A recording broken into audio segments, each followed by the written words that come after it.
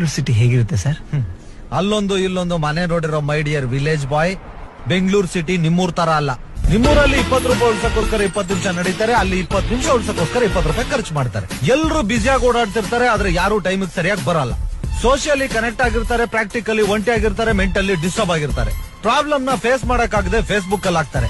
ಕನ್ನಡನ ಉಳ್ಸಿ ಬೆಳ್ಸಿ ಅಂತಾರೆ, ಆದ್ರೆ ಅವರೇ ಬಳಸಲ್ಲ.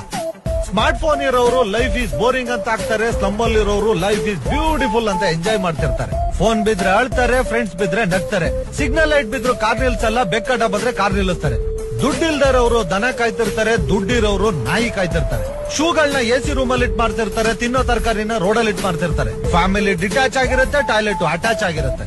ಬಡವರು ದುಡ್ಡಿಲ್ದೆ ತರಕಾರಿನ ಬೇಯಿಸ್ಕೊಂಡು ತಿಂತಾರೆ, ಶ್ರೀಮಂತರು ಅದೇ ತರಕಾರಿನ ಹೋಗಿ 5 ಸ್ಟಾರ್ ಹೋಟ್ಲಲ್ಲಿ ತಿಂತಾರೆ. ಕರುಣೆ ಇಲ್ದೇ ಇರೋರ್ಗೆ ಕೋಟಿ ಆಸ್ತಿ, ಆಸ್ತಿನೇ ಇಲ್ದೇ ಇರೋರ್ಗೆ ಕರುಣೆ ಜಾಸ್ತಿ.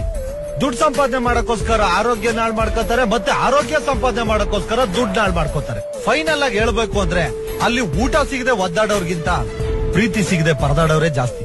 This is Bengaluru.